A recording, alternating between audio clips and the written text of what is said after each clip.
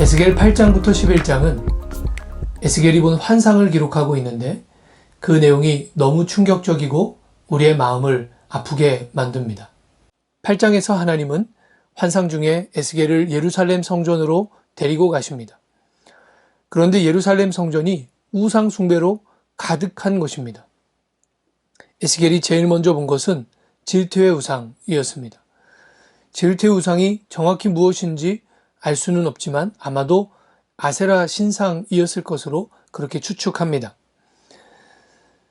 에스겔은 예루살렘 성전에 아세라 신상이 세워져 있는 것을 보게 된 것이죠. 얼마나 충격적이었겠습니까? 하나님의 거룩한 성전에 아세라 신상이 세워져 있었습니다. 그런데 하나님께서 이렇게 말씀하시는 거예요. 아직 놀라기는 이르다. 너는 다시 다른 큰 가증한 일을 보리라. 다음으로 에스겔은 한 방을 보는데 그 방 사방 벽에 그때 당시에 사람들이 신령하게 여기던 곤충과 짐승의 그림이 가득했습니다. 이것은 일종의 미신이었어요. 오늘날로 치면 교회에 어떤 한 방을 마련했는데 그 방 안에 오늘의 운세, 타로 카드, 여러 가지 종류의 부적, 이런 것들이 그 방에 가득 전시되어 있는 거죠. 예루살렘 성전 안에 그런 방이 마련되어 있었던 것입니다. 그런데 더 충격적인 일은 그 방에 모여있는 사람들입니다. 말씀해 보니까 이렇게 기록되어 있습니다. 8장 11절입니다. 이스라엘 족속의 장로 중 70명이 그 앞에 섰으며 사반의 아들 야하사냐도 그 가운데 섰고 각기 손에 향로를 들었는데 향연이 구름같이 오르더라. 장로 중 70명은 모든 장로를 대표하는 사람들입니다. 모세와 함께 시내산에 올랐던 사람들이 이스라엘 장로 70명이죠. 그러니까 이스라엘 전체 또는 이스라엘 모든 장로들의 대표가 되는 장로들을 의미합니다.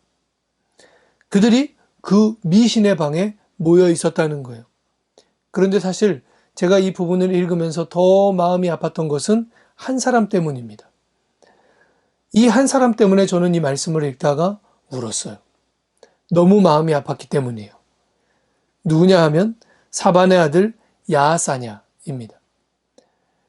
왜 사반의 아들 야하사냐가 그곳에 있다고 하는 그 사실이 저를 눈물 흘릴 정도로 가슴 아프게 했는가? 여러분, 사반이라고 하는 사람이 누군지 아십니까? 열왕기하 22장을 보면 사반은 요시야 왕의 서기관이었습니다. 그는 누구냐 하면 제사장 hil기야가 성전 안에서 신명기 법전을 발견했을 때 그 법전을 hil기야로부터 받아든 사람이었어요. 그래서 요시야 왕이 그것을 읽기 이전에 사반이 먼저 그것을 읽었습니다.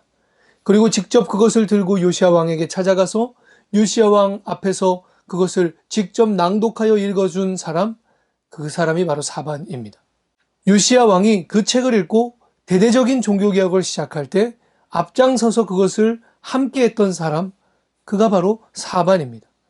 그런데 그의 아들이 미신에 물들어서 가증한 우상 숭배의 방에서 그 미신들을 향해 향을 피워 올리고 있었던 것입니다. 다음으로 에스겔은 여인들이 성전 북문에 모여서 담무스를 위해 애곡하고 있는 모습을 보게 됩니다. 담무스는 바벨론 사람들이 섬기던 신입니다. 담무스는 매년 봄에 탄생해서 비가 오지 않는 여름이 되면 죽는 농사의 신입니다. 그러니까 담무스는 사실 가나안 땅에서 숭배되었던 바알과 아세라의 바벨론 버전이라고 생각하시면 가장 쉽습니다. 그런데 이 담무스라는 신은 여름이 되면 죽기 때문에 그때마다 바벨론 여인들이 함께 모여서 담무스를 위해 애곡했습니다.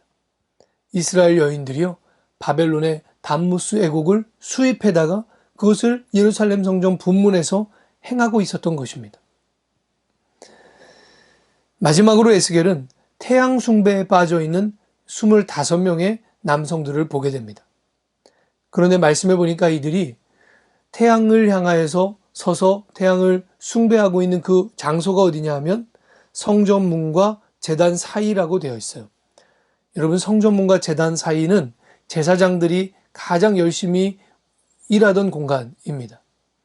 즉, 성전문과 제단 사이에서 태양을 숭배하고 있는 이 사람들은 누구였냐면 예루살렘 성전의 제사장들이었습니다. 그 다음 이어지는 9장은 우상 숭배로 만연해 있는 예루살렘을 하나님께서 심판하시는 장면이고요. 그 다음 나오는 10장은 에스겔이 1장에서 본 그룹과 하나님의 영광을 다시 보게 되는데, 이 10장에서의 포인트는 무엇이냐면 이 하나님의 영광이 예루살렘 성전을 버리고 떠나시는 거예요. 10장 18절을 제가 읽어드리겠습니다. 여호와의 영광이 성전 문지방을 떠나서 그룹들 위에 머무르니. 11장에서는 이스라엘의 고관들이 등장합니다. 그런데 이들은 여전히 상황을 낙관하고 있어요. 11장 3절에 그들의 말이 집 건축할 때가 가깝지 아니한 즉 이 성읍은 가마가 되고 우리는 고기가 된다 하나니. 집 건축할 때가 가깝지 않다 하는 말은 설마 예루살렘이 무너지게 하겠어? 하는 말이고요. 이 성읍은 가마가 되고 우리는 고기가 된다 하는 말은 그러니 예루살렘 성이 우리를 안전하게 지켜줄 거야 하는 말이에요.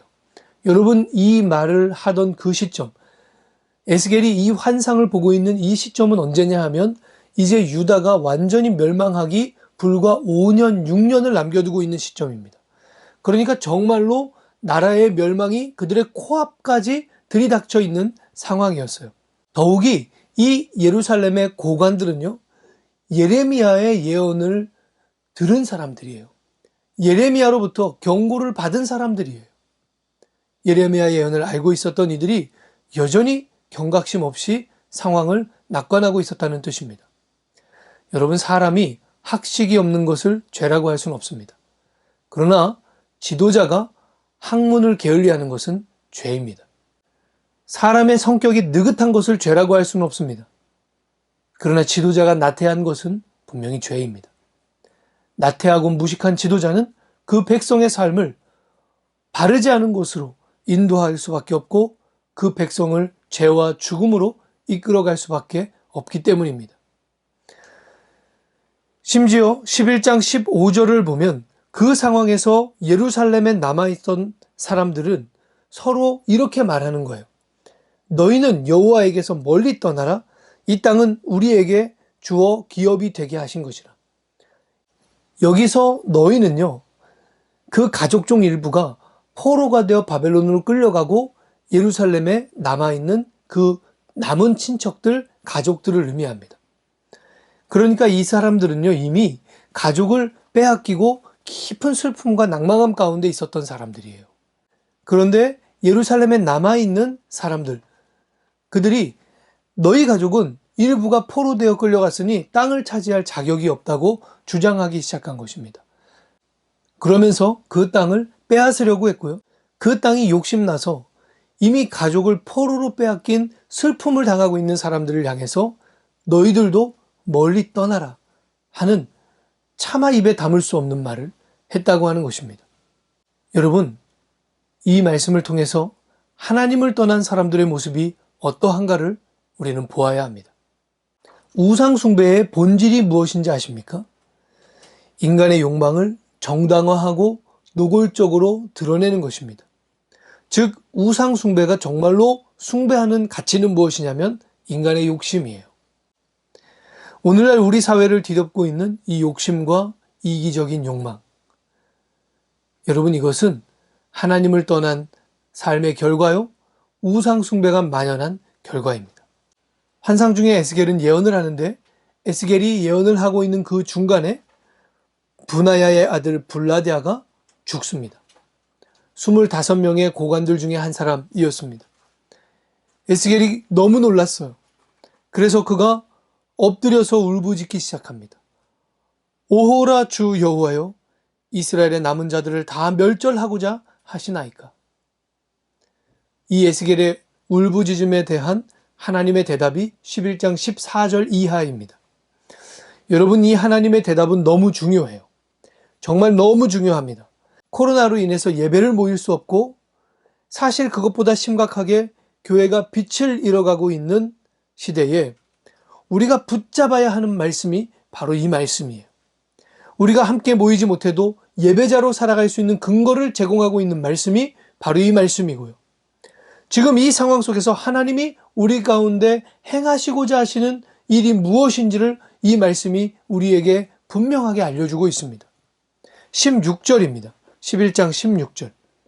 그런즉 너는 말하기를 주 여호와의 말씀에 내가 비록 그들을 멀리 이방인 가운데로 쫓아내어 여러 나라에 흩었으나 그들이 도달한 나라들에서 내가 잠깐 그들에게 성소가 되리라 하셨다 하고, 먼 타국에 끌려가 성전에 갈 수 없게 되었습니다.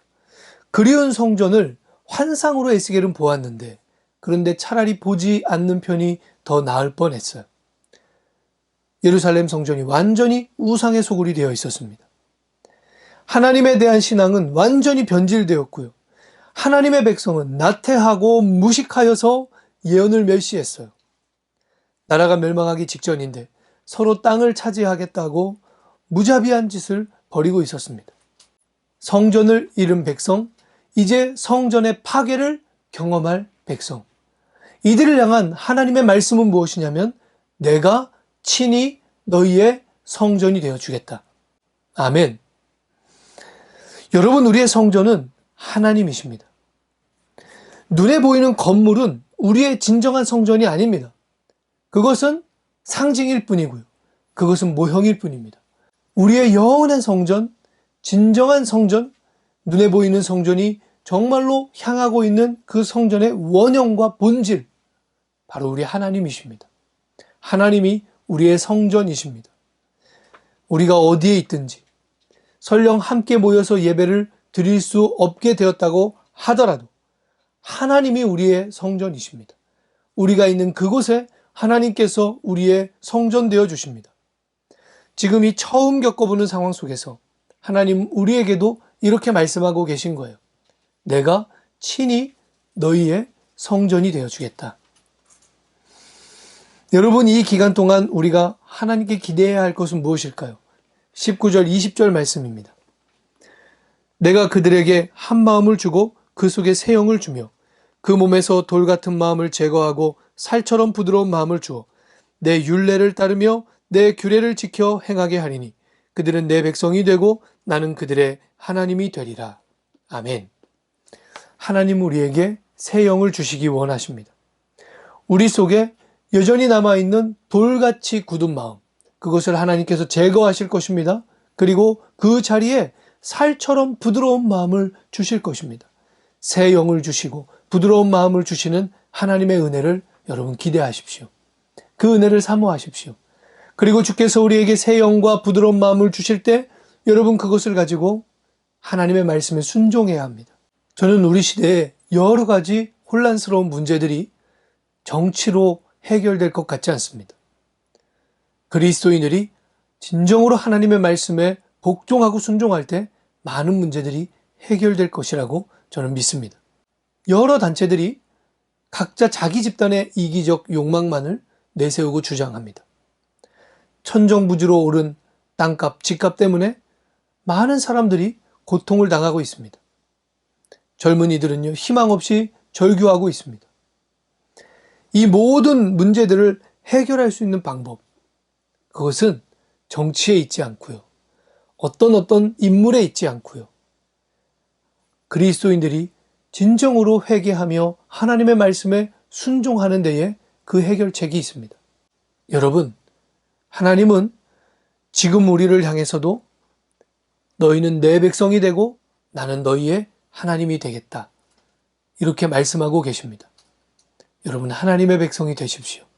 그리고 하나님을 진정으로 나의 하나님 삼으십시오. 하나님 아버지와의 그 거룩한 관계를 회복하십시오. 희생과 순종의 사랑, 여러분 그것을 회복하시고 하나님의 말씀 앞에 순복하시는 거룩한 열정을 회복하십시오.